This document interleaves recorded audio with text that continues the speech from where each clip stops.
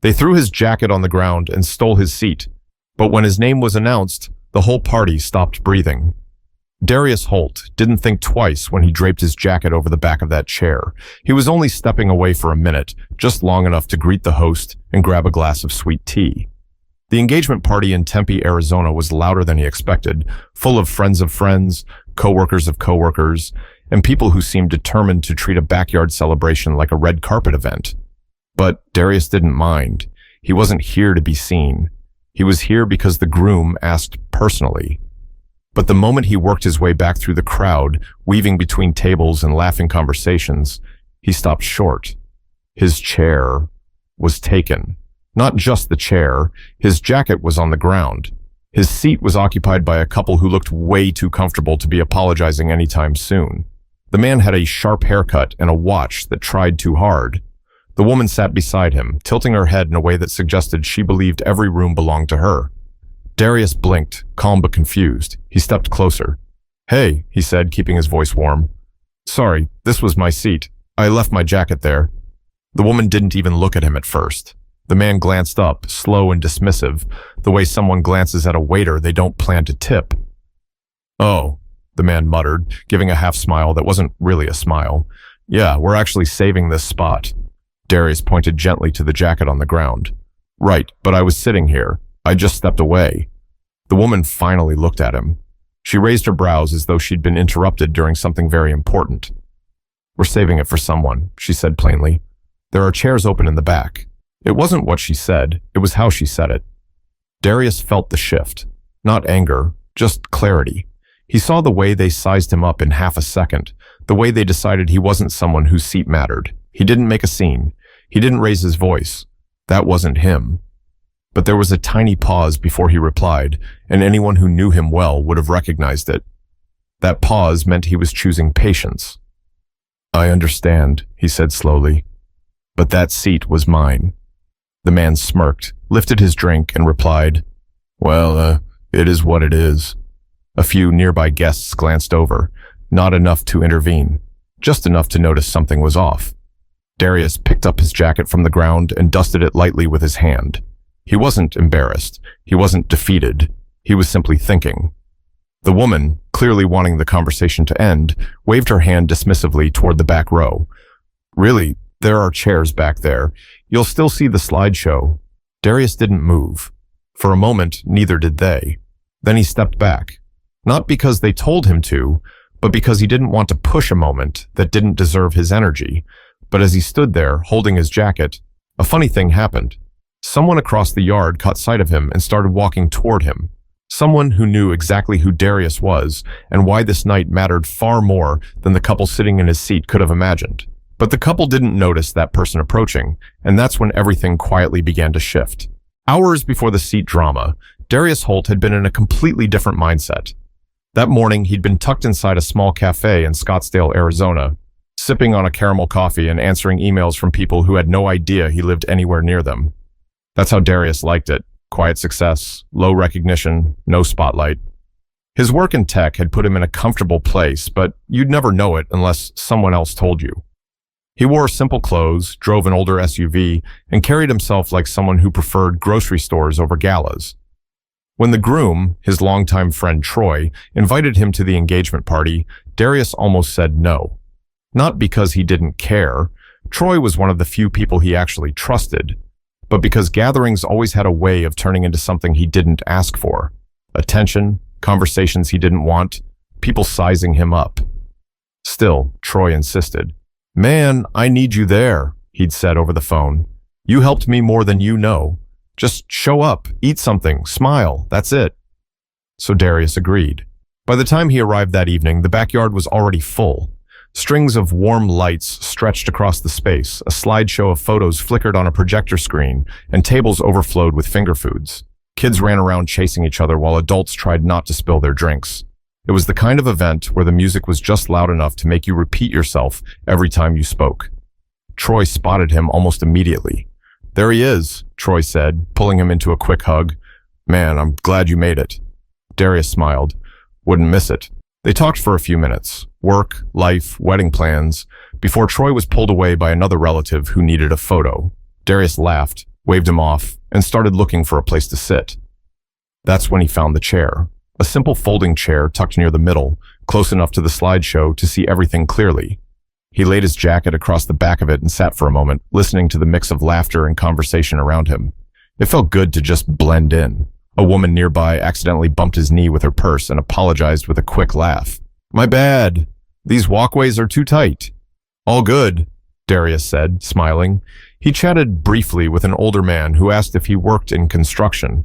"No, I'm in tech," Darius answered. "Oh, nice," the man said with a friendly nod, before wandering off toward the snack table. The whole atmosphere felt harmless, familiar. Darius stood to grab a drink, keeping an eye on his seat so he could slide right back into it when he returned. He wasn't thinking about anything but the tea he was about to pour. And while he stood at the drink station, he overheard two people behind him talking, voices he didn't recognize. "Did you hear?" one asked. "They said that investor guy is here tonight." "Yeah," the other replied. "Apparently he's the reason they could afford this whole setup." Darius looked down at his cup, amused. Nobody ever expected the investor to look like him, and he liked it that way. But when he turned to head back to his seat, tea in hand, he saw two strangers settling into the spot where he'd been sitting minutes earlier. His jacket lay on the ground like it meant nothing, but he hadn't met them yet, and he didn't know their names. Not until he walked back toward that chair and everything changed. Darius didn't rush. He walked toward his chair with the same calm stride he always had, but his eyes stayed locked on the couple now planted in his spot.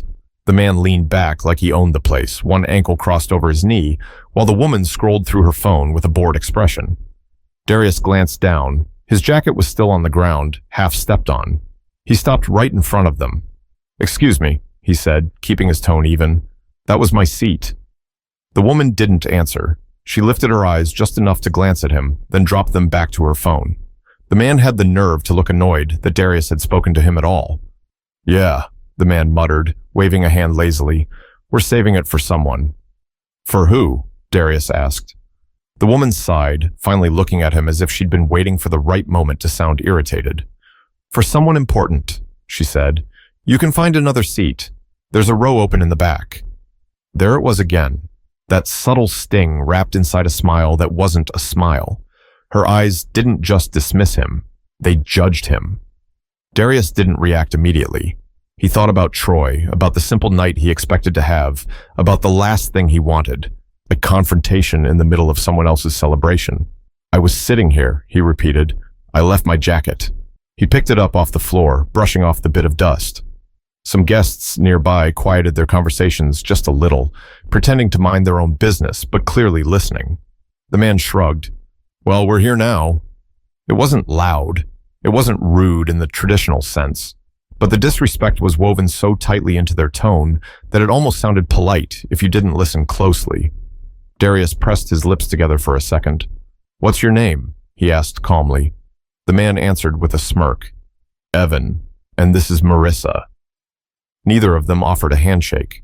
They didn't ask for his name. Evan just leaned farther back in the chair that wasn't his. "Nice to meet you," Darius said anyway. "But you're in my seat." Marissa tucked her hair behind her ear and gave a little laugh. "Look," she said, "we're waiting for someone who needs to sit up front. You'll still see the slideshow from the back. It's really not that serious." Not that serious.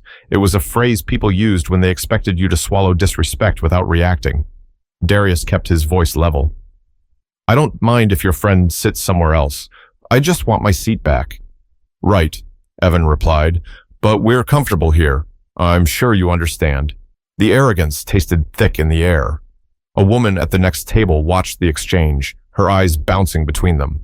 At one point, she opened her mouth, maybe to step in, then closed it again, deciding this wasn't her battle. Darius took a slow breath. He could insist.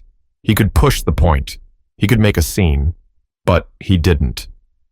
"All right," he said quietly, slipping his jacket over his arm. Evan smiled, like that was some kind of victory. "See, there you go," Marissa added. "Enjoy the slideshow." Darius didn't answer. He took a step back, feeling eyes on him from a few directions. People weren't talking, but they were paying attention. He found an empty spot against the side fence, leaned there for a moment, and let his pulse steady. It wasn't about a chair. It never was. It was about the instant judgment in their voices, the quick decision that he wasn't someone worth respecting. He watched Evan and Marissa continue chatting, clueless and comfortable, acting like nothing had happened. And maybe to them, nothing had. But there was someone else walking his way now. Someone who had seen the exchange differently.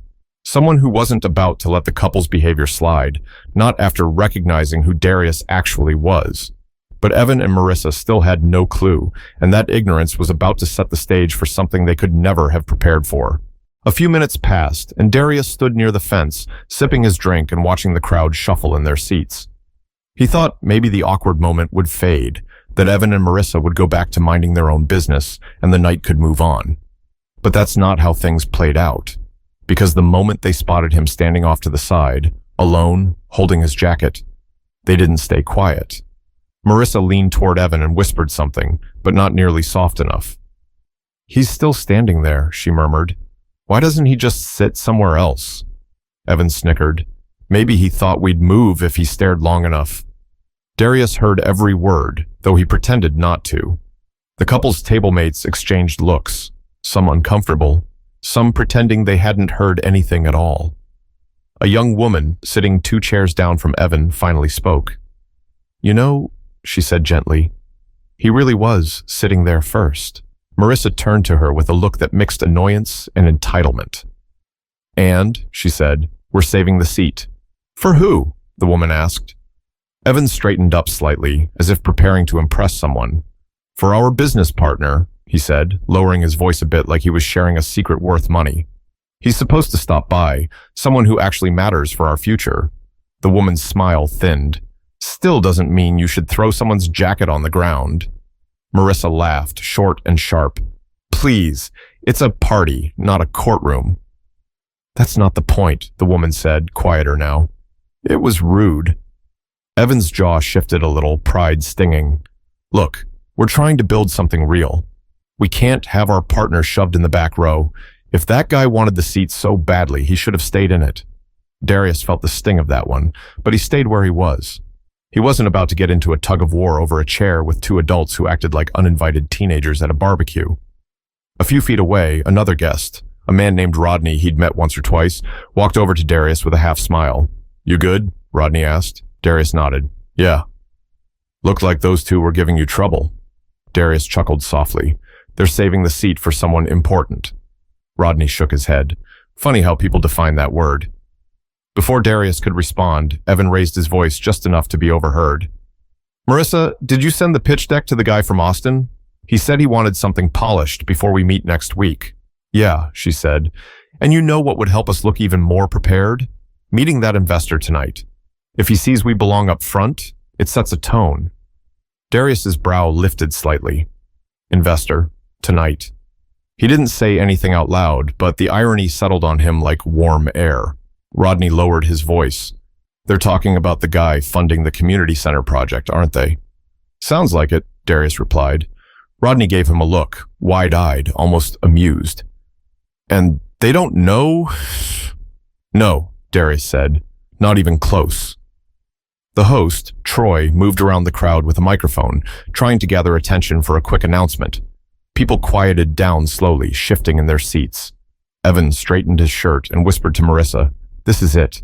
They might introduce him soon. Make sure he sees us up front." She adjusted her hair and smiled, proud of herself for holding the seat. "We're exactly where we should be." Rodney shot Darius a look that said everything without words. Darius just sighed. He wasn't angry. He wasn't plotting revenge. He simply knew the truth had a way of walking into a room without needing permission, or a seat up front.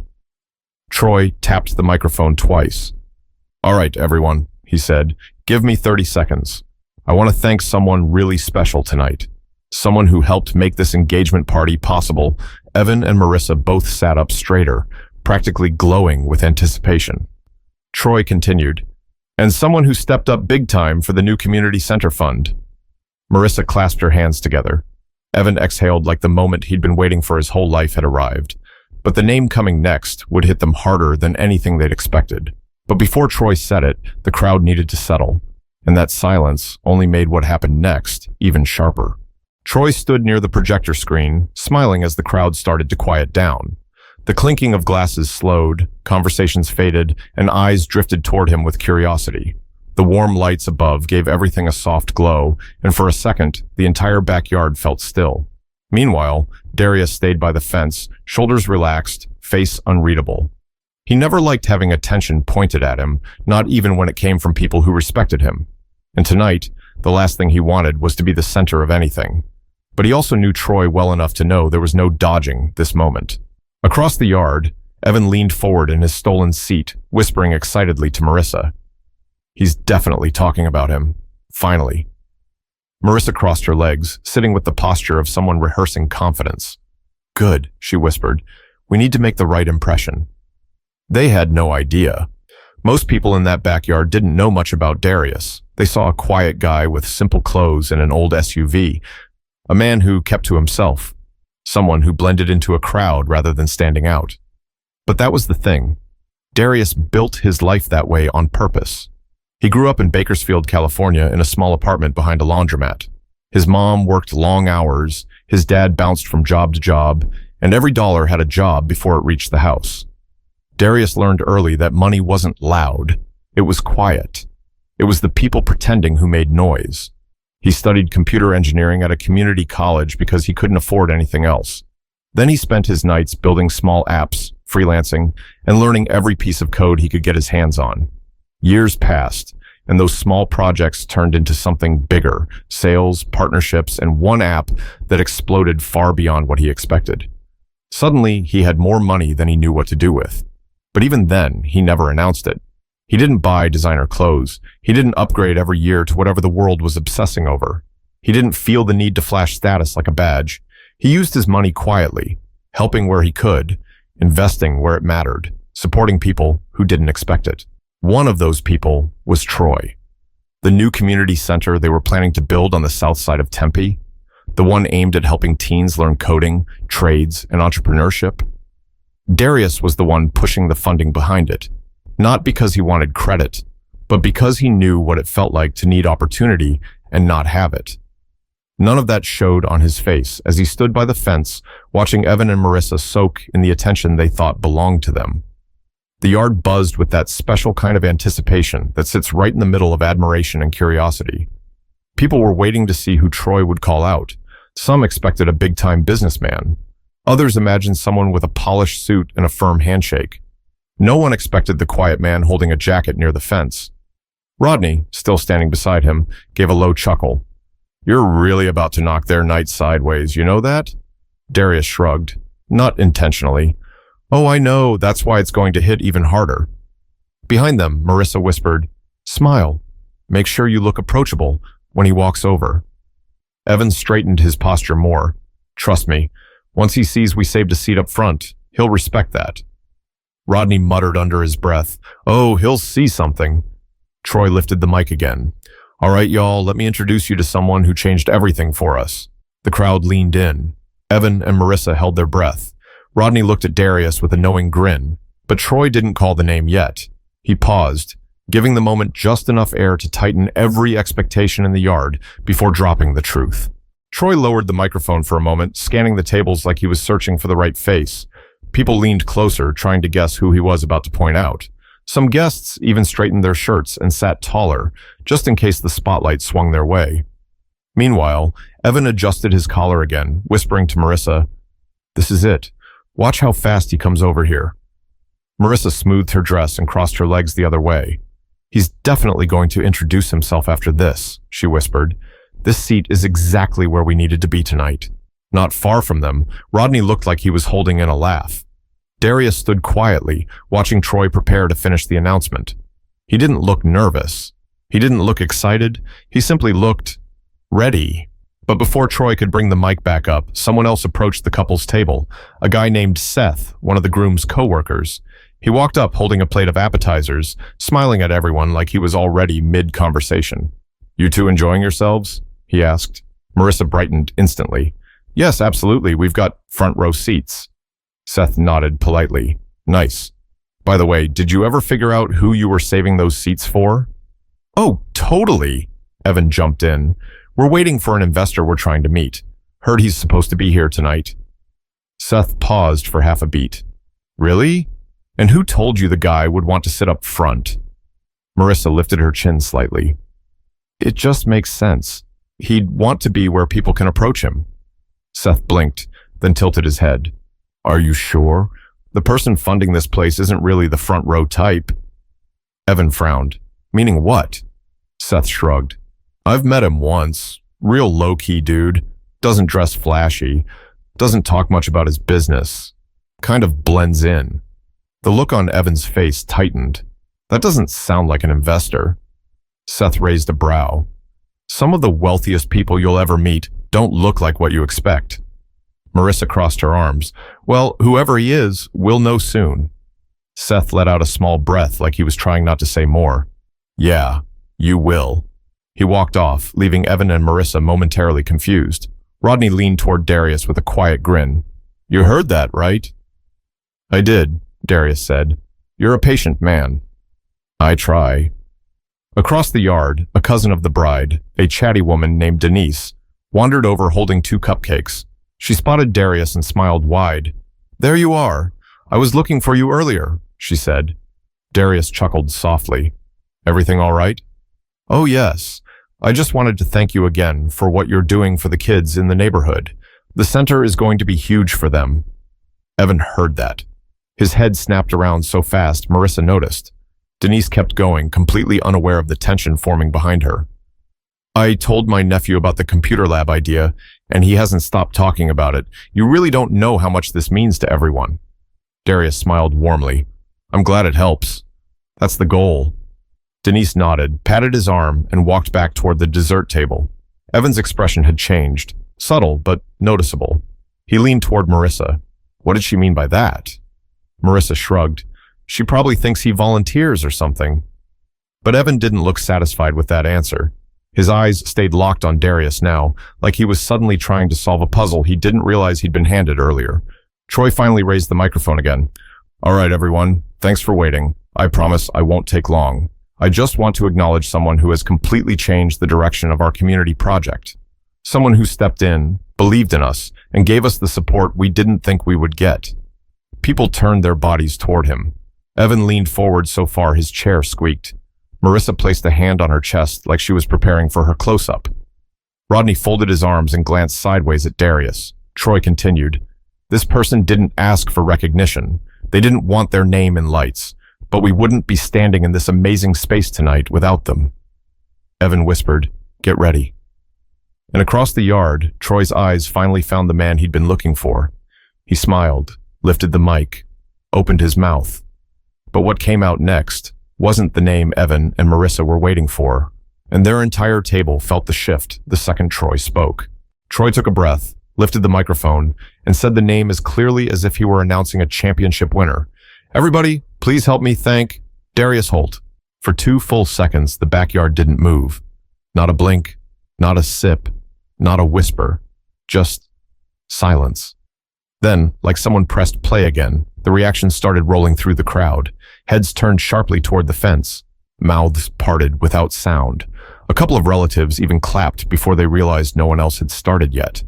And right in the middle of all of it, Evan and Marissa whipped around so fast their chairs scraped the concrete. They stared at Darius, who stood exactly where he had been the whole time, holding his jacket and watching the moment play out with the calmest expression in the entire yard. Troy waved him forward. Darius, man, don't just stand back there. Come up here. People shifted to clear a path. Some guests smiled wide. Others whispered to each other, trying to piece together how the quiet man near the fence was the one responsible for everything tonight. Evan's voice cracked. Marissa, is he serious? That can't be the guy. Marissa didn't answer. Her eyes were glued to Darius, confusion and disbelief mixing on her face like 2 colors she didn't know how to blend. Rodney gave Darius a gentle nudge. Go on, they're waiting. Darius nodded and stepped forward, moving through the crowd slowly. People patted his shoulder, whispered thanks, smiled at him like they'd just discovered a secret they should have known all along. And at the center of it, Evan sank farther into the chair he stole, looking smaller by the second. As Darius approached, Troy grinned and shook his hand. Everybody, this is the man right here. Without him, the new community center wouldn't be happening. We owe him a whole lot. Applause Applause broke out. Real applause this time, loud and warm. Marissa swallowed hard. Evan, we threw his jacket on the ground. Evan didn't blink. I know. And we told him to sit in the back. I know. And we said the seat was... I know, Marissa. She sank back, covering her mouth. Her confidence had evaporated, leaving only embarrassment and the realization that she'd misread absolutely everything. Troy continued, Darius has been funding the early construction, the equipment, the programs, everything. He even helped us lock in the venue tonight. And trust me, he didn't want any of this attention, but we weren't about to let him hide. The cheers grew louder. Darius smiled politely but didn't raise his hands or soak in the praise. He just nodded, grateful but humble, like he always was. Meanwhile, people near Evan and Marissa's table began shifting their chairs away, not dramatically, but enough to create space. A few gave the couple looks that said a lot without words. Someone whispered, "That's the guy they were rude to." Another shook her head slowly. Marissa leaned toward Evan. "This is bad," she whispered. Evan ran a hand over his face. "No, this is worse than bad." Back at the front, Troy handed the microphone to Darius. "Say something, man. Doesn't have to be long." Darius held the mic gently, looking around the backyard. "I appreciate all of you," he said. "Really. But I didn't do this for recognition. I just want the kids in the neighborhood to have chances I didn't." The crowd let out another warm wave of applause, but the couple who took his seat didn't clap. Instead, they sat frozen, watching the reality sink deeper and deeper into their stomachs. Darius handed the mic back to Troy and stepped aside, but before he could fully move away, Troy motioned him toward the couple's table. "Oh, Darius," he said, "you should talk to them. They've been trying to meet the investor all night." The yard erupted into a quiet sea of, "Oh no, wow, and this is about to get awkward."